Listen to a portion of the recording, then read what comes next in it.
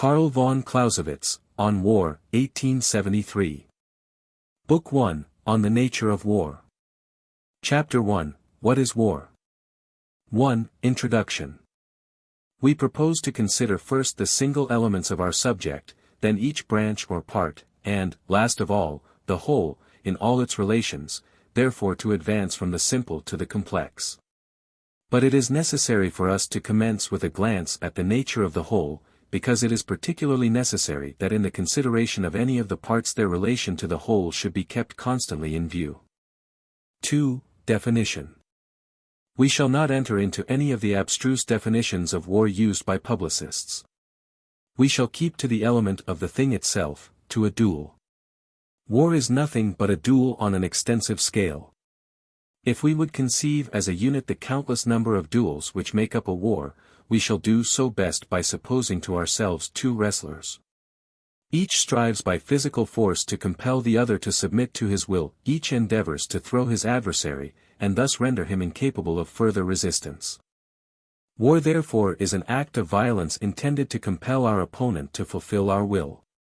Violence arms itself with the inventions of art and science in order to contend against violence. Self-imposed restrictions, almost imperceptible and hardly worth mentioning, termed usages of international law, accompany it without essentially impairing its power. Violence, that is to say, physical force, for there is no moral force without the conception of states and law, is therefore the means. The compulsory submission of the enemy to our will is the ultimate object. In order to attain this object fully, the enemy must be disarmed, and disarmament becomes therefore the immediate object of hostilities in theory. It takes the place of the final object, and puts it aside as something we can eliminate from our calculations. 3. Utmost use of force. Now, philanthropists may easily imagine there is a skillful method of disarming and overcoming an enemy without causing great bloodshed, and that this is the proper tendency of the art of war. However plausible this may appear, still it is an error which must be extirpated, for in such dangerous things as war, the errors which proceed from a spirit of benevolence are the worst. As the use of physical power to the utmost extent by no means excludes the cooperation of the intelligence, it follows that he who uses force unsparingly, without reference to the bloodshed involved, must obtain a superiority if his adversary uses less vigor in its application.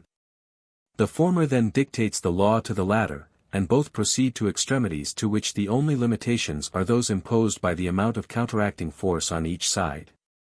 This is the way in which the matter must be viewed, and it is to no purpose, it is even against one's own interest, to turn away from the consideration of the real nature of the affair because the horror of its elements excites repugnance.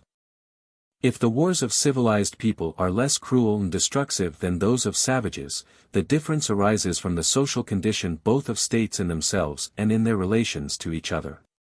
Out of this social condition and its relations war arises, and by it war is subjected to conditions, is controlled and modified.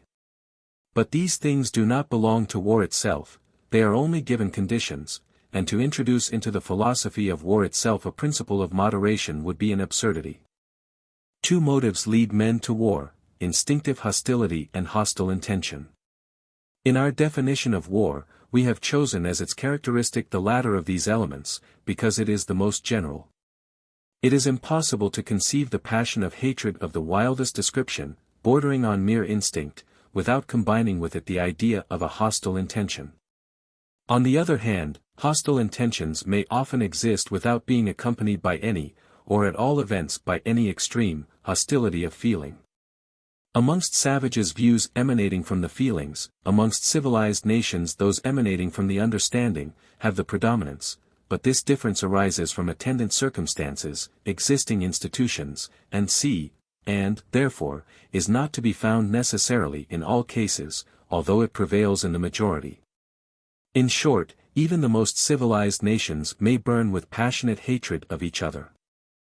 We may see from this what a fallacy it would be to refer the war of a civilized nation entirely to an intelligent act on the part of the government, and to imagine it as continually freeing itself more and more from all feeling of passion in such a way that at last the physical masses of combatants would no longer be required. In reality, their mere relations would suffice, a kind of algebraic action. Theory was beginning to drift in this direction until the facts of the last war. Taught it better. If war is an act of force, it belongs necessarily also to the feelings. If it does not originate in the feelings, it reacts, more or less, upon them, and the extent of this reaction depends not on the degree of civilization, but upon the importance and duration of the interests involved. Therefore, if we find civilized nations do not put their prisoners to death, do not devastate towns and countries, this is because their intelligence exercises greater influence on their mode of carrying on war, and has taught them more effectual means of applying force than these rude acts of mere instinct. The invention of gunpowder, the constant progress of improvements in the construction of firearms, are sufficient proofs that the tendency to destroy the adversary which lies at the bottom of the conception of war is in no way changed or modified through the progress of civilization. We therefore repeat our proposition, that war is an act of violence pushed to its utmost bounds. As one side dictates the law to the other, there arises a sort of reciprocal action, which logically must lead to an extreme. This is the first reciprocal action, and the first extreme with which we meet, first reciprocal action. 4. The aim is to disarm the enemy.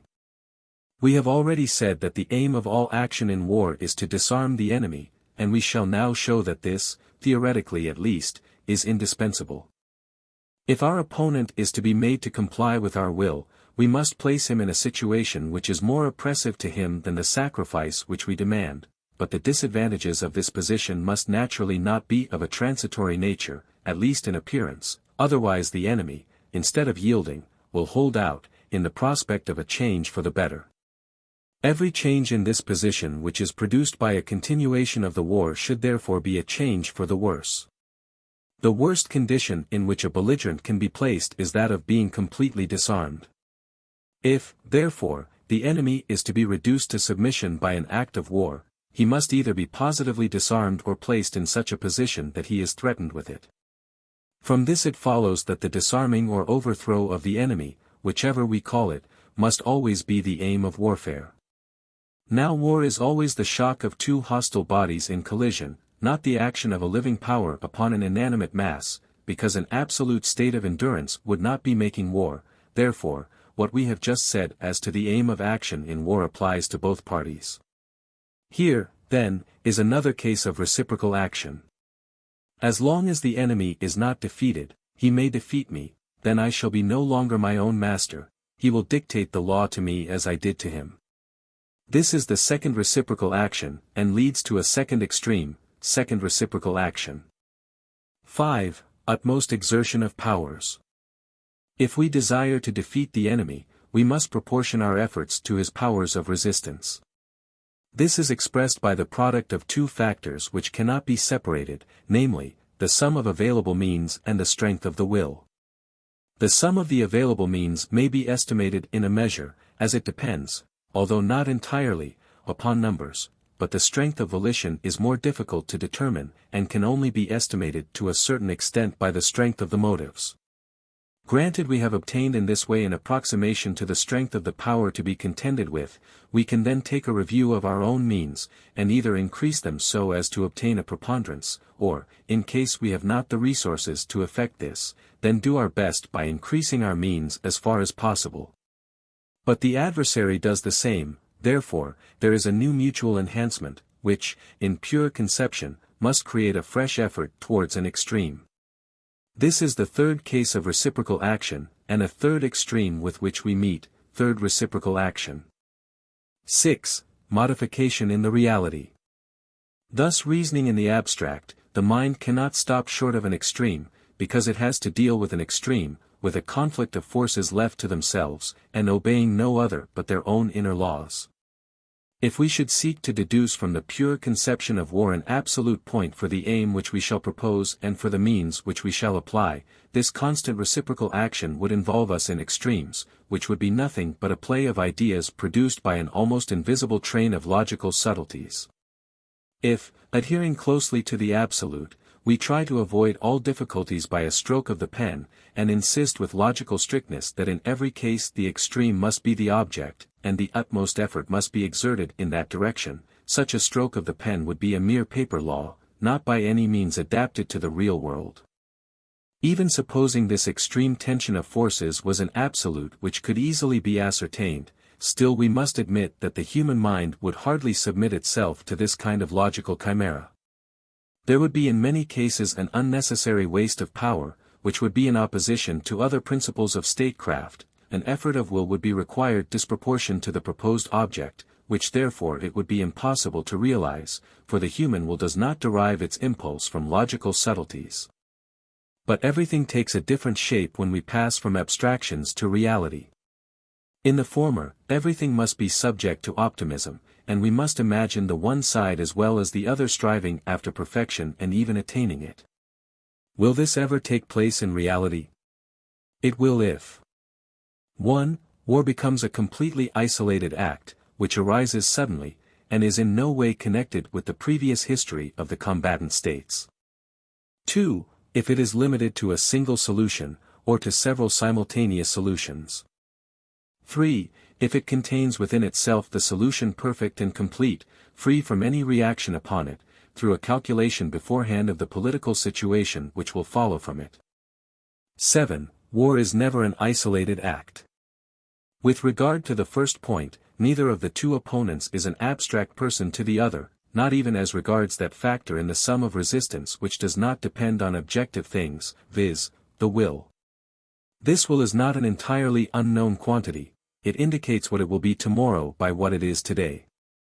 War does not spring up quite suddenly, it does not spread to the full in a moment. Each of the two opponents can, therefore, form an opinion of the other, in a great measure, from what he is and what he does, instead of judging of him according to what he, strictly speaking, should be or should do. But, now, man with his incomplete organization is always below the line of absolute perfection, and thus these deficiencies, having an influence on both sides, become a modifying principle. 8. War does not consist of a single instantaneous blow. The second point gives rise to the following considerations. If war ended in a single solution, or a number of simultaneous ones, then naturally all the preparations for the same would have a tendency to the extreme, for an omission could not in any way be repaired. The utmost, then, that the world of reality could furnish as a guide for us would be the preparations of the enemy, as far as they are known to us, all the rest would fall into the domain of the abstract.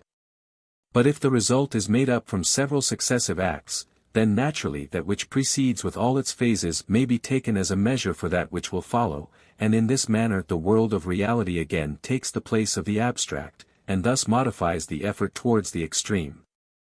Yet every war would necessarily resolve itself into a single solution, or a sum of simultaneous results, if all the means required for the struggle were raised at once, or could be at once raised, for as one adverse result necessarily diminishes the means, then if all the means have been applied in the first, a second cannot properly be supposed. All hostile acts which might follow would belong essentially to the first, and form in reality only its duration. But we have already seen that even in the preparation for war the real world steps into the place of mere abstract conception, a material standard into the place of the hypotheses of an extreme, that therefore in that way both parties, by the influence of the mutual reaction, remain below the line of extreme effort, and therefore all forces are not at once brought forward. It lies also in the nature of these forces and their application that they cannot all be brought into activity at the same time. These forces are the armies actually on foot, the country, with its superficial extent and its population, and the allies. In point of fact, the country, with its superficial area and the population, besides being the source of all military force, constitutes in itself an integral part of the efficient quantities in war, providing either the theater of war or exercising a considerable influence on the same. Now, it is possible to bring all the movable military forces of a country into operation at once, but not all fortresses, rivers, mountains, people, and sea. In short, not the whole country, unless it is so small that it may be completely embraced by the first act of the war. Further, the cooperation of allies does not depend on the will of the belligerents, and from the nature of the political relations of states to each other, this cooperation is frequently not afforded until after the war has commenced, or it may be increased to restore the balance of power. That this part of the means of resistance, which cannot at once be brought into activity, in many cases, is a much greater part of the whole than might at first be supposed, and that it often restores the balance of power, seriously affected by the great force of the first decision, will be more fully shown hereafter. Here it is sufficient to show that a complete concentration of all available means in a moment of time is contradictory to the nature of war. Now this, in itself, furnishes no ground for relaxing our efforts to accumulate strength to gain the first result, because an unfavorable issue is always a disadvantage to which no one would purposely expose himself, and also because the first decision, although not the only one, still will have the more influence on subsequent events, the greater it is in itself.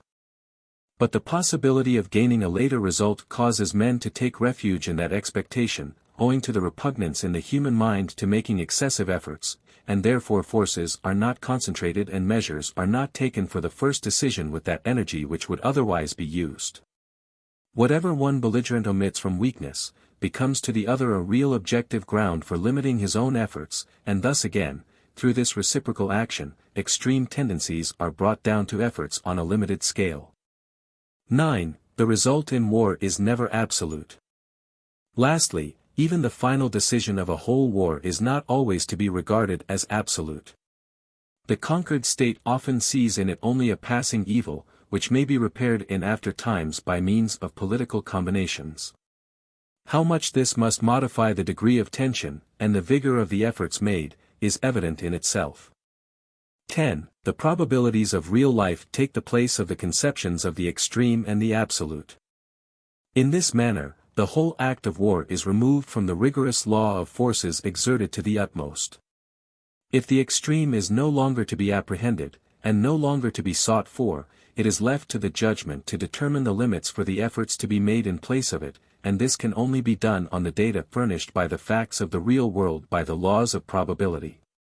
Once the belligerents are no longer mere conceptions, but individual states and governments, once the war is no longer an ideal, but a definite substantial procedure, then the reality will furnish the data to compute the unknown quantities which are required to be found. From the character, the measures, the situation of the adversary, and the relations with which he is surrounded, each side will draw conclusions by the law of probability as to the designs of the other, and act accordingly. 11. The political object now reappears. Here the question which we had laid aside forces itself again into consideration, see number 2, viz., the political object of the war. The law of the extreme, the view to disarm the adversary, to overthrow him, has hitherto to a certain extent usurped the place of this end or object. Just as this law loses its force, the political object must again come forward. If the whole consideration is a calculation of probability based on definite persons and relations, then the political object, being the original motive, must be an essential factor in the product. The smaller the sacrifice we demand from our opponent, the smaller, it may be expected, will be the means of resistance which he will employ, but the smaller his preparation, the smaller will ours require to be. Further, the smaller our political object, the less value shall we set upon it, and the more easily shall we be induced to give it up altogether. Thus, therefore, the political object, as the original motive of the war, will be the standard for determining both the aim of the military force and also the amount of effort to be made.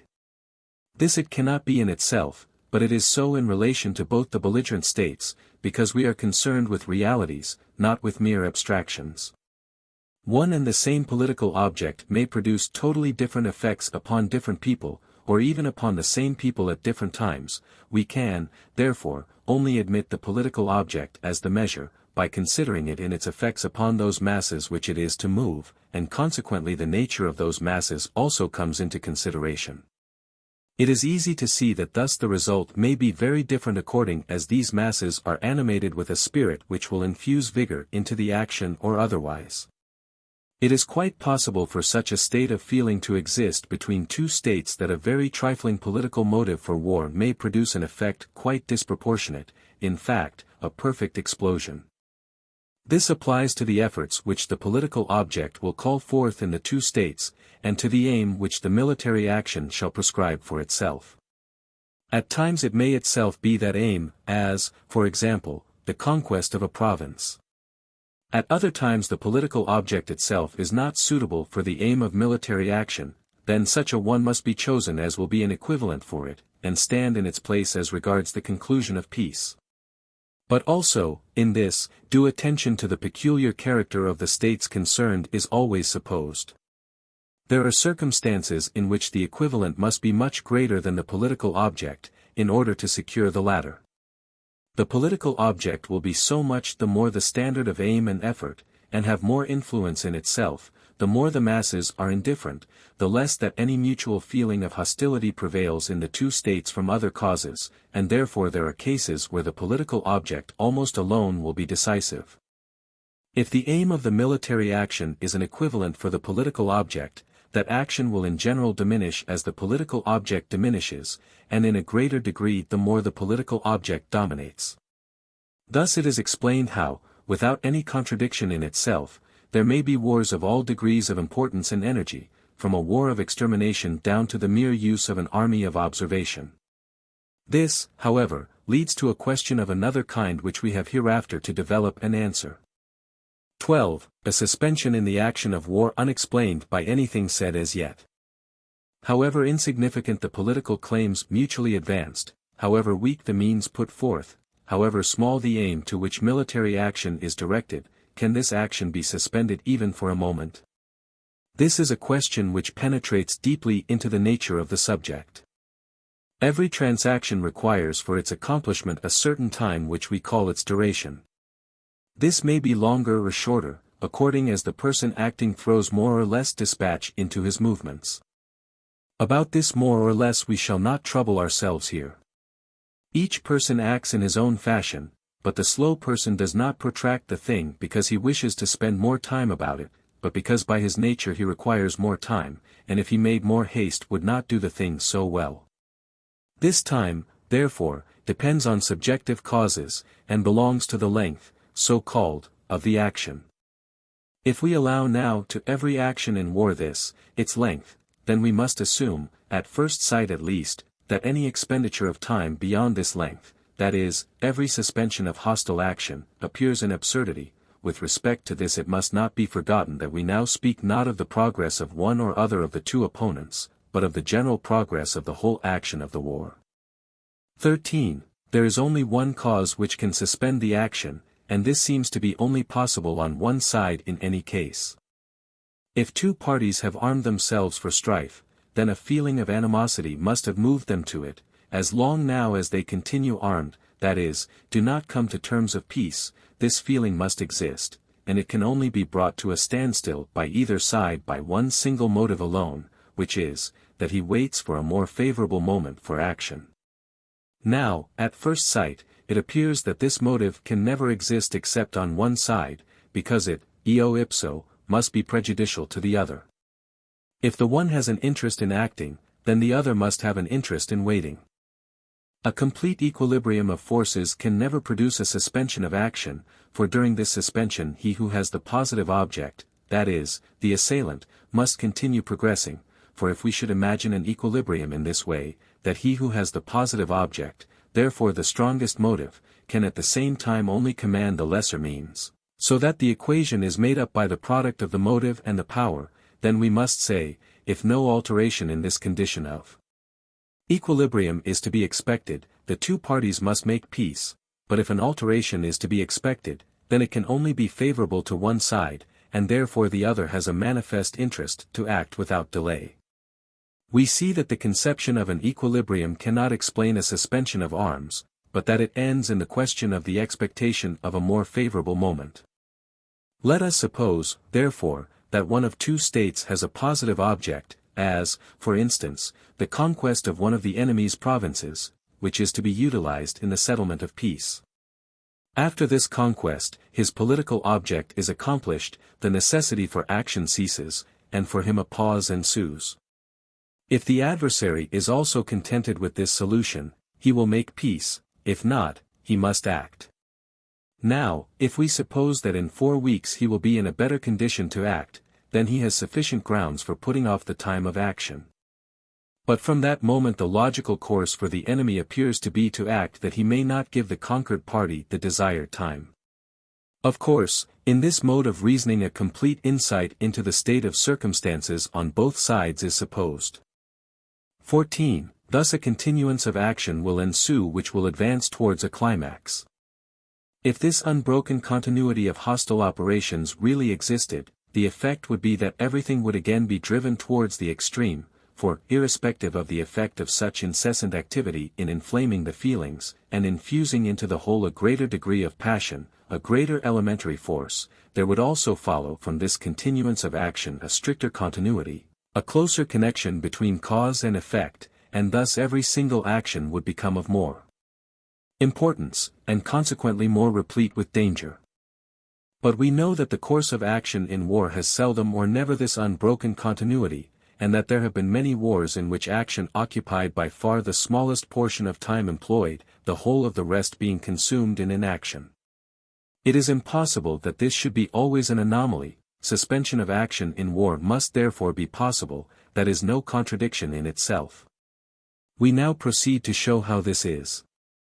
15. Here, therefore, the principle of polarity is brought into requisition. As we have supposed the interests of one commander to be always antagonistic to those of the other, we have assumed a true polarity. We reserve a fuller explanation of this for another chapter, merely making the following observation on it at present. The principle of polarity is only valid when it can be conceived in one and the same thing, where the positive and its opposite the negative completely destroy each other. In a battle both sides strive to conquer, that is true polarity, for the victory of the one side destroys that of the other. But when we speak of two different things which have a common relation external to themselves, then it is not the things but their relations which have the polarity. 16. Attack and defense are things differing in kind and of unequal force. Polarity is, therefore, not applicable to them. If there was only one form of war, to wit, the attack of the enemy, therefore no defense, or, in other words, if the attack was distinguished from the defense merely by the positive motive, which the one has and the other has not, but the methods of each were precisely one and the same, then in this sort of fight every advantage gained on the one side would be a corresponding disadvantage on the other, and true polarity would exist. But action in war is divided into two forms, attack and defense, which, as we shall hereafter explain more particularly, are very different and of unequal strength. Polarity therefore lies in that to which both bear a relation, in the decision, but not in the attack or defense itself. If the one commander wishes the solution put off, the other must wish to hasten it, but only by the same form of action. If it is A's interest not to attack his enemy at present, but 4 weeks hence, then it is B's interest to be attacked, not 4 weeks hence, but at the present moment. This is the direct antagonism of interests, but it by no means follows that it would be for B's interest to attack A at once. That is plainly something totally different. 17. The effect of polarity is often destroyed by the superiority of the defense over the attack, and thus the suspension of action in war is explained. If the form of defense is stronger than that of offense, as we shall hereafter show, the question arises, is the advantage of a deferred decision as great on the one side as the advantage of the defensive form on the other? If it is not, then it cannot by its counterweight overbalance the latter, and thus influence the progress of the action of the war. We see, therefore, that the impulsive force existing in the polarity of interests may be lost in the difference between the strength of the offensive and the defensive, and thereby become ineffectual. If, therefore, that side for which the present is favorable, is too weak to be able to dispense with the advantage of the defensive, he must put up with the unfavorable prospects which the future holds out, for it may still be better to fight a defensive battle in the unpromising future than to assume the offensive or make peace at present. Now, being convinced that the superiority of the defensive rightly understood, is very great, and much greater than may appear at first sight, we conceive that the greater number of those periods of inaction which occur in war are thus explained without involving any contradiction. The weaker the motives to action are, the more will those motives be absorbed and neutralized by this difference between attack and defense, the more frequently, therefore, will action in warfare be stopped, as indeed experience teaches. 18. The second ground consists in the imperfect knowledge of circumstances. But there is still another cause which may stop action in war, viz., an incomplete view of the situation. Each commander can only fully know his own position, that of his opponent can only be known to him by reports, which are uncertain. He may, therefore, form a wrong judgment with respect to it upon data of this description, and, in consequence of that error, he may suppose that the power of taking the initiative rests with his adversary when it lies really with himself. This want of perfect insight might certainly just as often occasion an untimely action as untimely inaction, and hence it would in itself no more contribute to delay than to accelerate action in war. Still, it must always be regarded as one of the natural causes which may bring action in war to a standstill without involving a contradiction. But if we reflect how much more we are inclined and induced to estimate the power of our opponents too high than too low, because it lies in human nature to do so, we shall admit that our imperfect insight into facts in general must contribute very much to delay action in war, and to modify the application of the principles pending our conduct. The possibility of a standstill brings into the action of war a new modification, inasmuch as it dilutes that action with the element of time, checks the influence or sense of danger in its course, and increases the means of reinstating a lost balance of force. The greater the tension of feelings from which the war springs, the greater therefore the energy with which it is carried on, so much the shorter will be the periods of inaction. On the other hand, the weaker the principle of warlike activity, the longer will be these periods, for powerful motives increase the force of the will, and this, as we know, is always a factor in the product of force. 19. Frequent periods of inaction in war remove it further from the absolute, and make it still more a calculation of probabilities. But the slower the action proceeds in war, the more frequent and longer the periods of inaction, so much the more easily can an error be repaired, therefore, so much the bolder a general will be in his calculations, so much the more readily will he keep them below the line of the absolute, and build everything upon probabilities and conjecture. Thus, according as the course of the war is more or less slow, more or less time will be allowed for that which the nature of a concrete case particularly requires, calculation of probability based on given circumstances. 20. Therefore, the element of chance only is wanting to make of war a game, and in that element it is least of all deficient. We see from the foregoing how much the objective nature of war makes it a calculation of probabilities. Now there is only one single element still wanting to make it a game, and that element it certainly is not without, it is chance. There is no human affair which stands so constantly and so generally in close connection with chance as war. But together with chance, the accidental, and along with it good luck, occupy a great place in war. 21. War is a game both objectively and subjectively. If we now take a look at the subjective nature of war, that is to say, at those conditions under which it is carried on, it will appear to us still more like a game. Primarily the element in which the operations of war are carried on is danger, but which of all the moral qualities is the first in danger? Courage. Now certainly courage is quite compatible with prudent calculation, but still they are things of quite a different kind, essentially different qualities of the mind. On the other hand, daring reliance on good fortune, boldness, rashness, are only expressions of courage, and all these propensities of the mind look for the fortuitous, or accidental, because it is their element. We see, therefore, how, from the commencement, the absolute, the mathematical as it is called, nowhere finds any sure basis in the calculations in the art of war, and that from the outset there is a play of possibilities, probabilities, good and bad luck, which spreads about with all the coarse and fine threads of its web, and makes war of all branches of human activity the most like a gambling game. 22. How this accords best with the human mind in general. Although our intellect always feels itself urged towards clearness and certainty, still our mind often feels itself attracted by uncertainty. Instead of threading its way with the understanding along the narrow path of philosophical investigations and logical conclusions, in order, almost unconscious of itself, to arrive in spaces where it feels itself a stranger, and where it seems to part from all well-known objects, it prefers to remain with the imagination in the realms of chance and luck.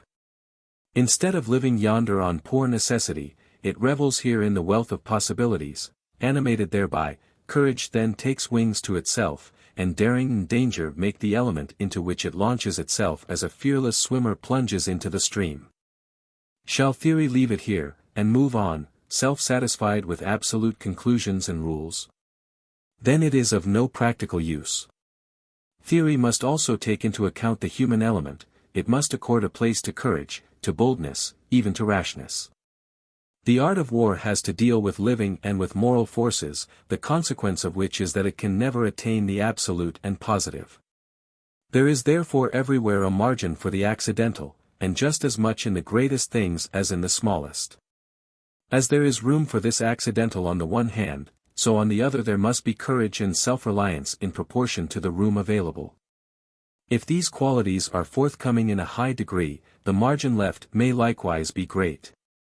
Courage and self-reliance are, therefore, principles quite essential to war, consequently, theory must only set up such rules as allow ample scope for all degrees and varieties of these necessary and noblest of military virtues. In daring there may still be wisdom, and prudence as well, only they are estimated by a different standard of value. 23. War is always a serious means for a serious object. Its more particular definition. Such is war, such the commander who conducts it, such the theory which rules it. But war is no pastime, no mere passion for venturing and winning, no work of a free enthusiasm, it is a serious means for a serious object. All that appearance which it wears from the varying hues of fortune, all that it assimilates into itself of the oscillations of passion, of courage, of imagination, of enthusiasm, are only particular properties of this means. The war of a community, of whole nations, and particularly of civilized nations, always starts from a political condition, and is called forth by a political motive. It is, therefore, a political act. Now if it was a perfect, unrestrained, and absolute expression of force, as we had to deduce it from its mere conception, then the moment it is called forth by policy it would step into the place of policy, and as something quite independent of it would set it aside, and only follow its own laws, just as a mine at the moment of explosion cannot be guided into any other direction than that which has been given to it by preparatory arrangements.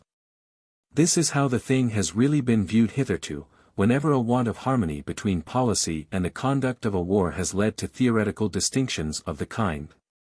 But it is not so, and the idea is radically false.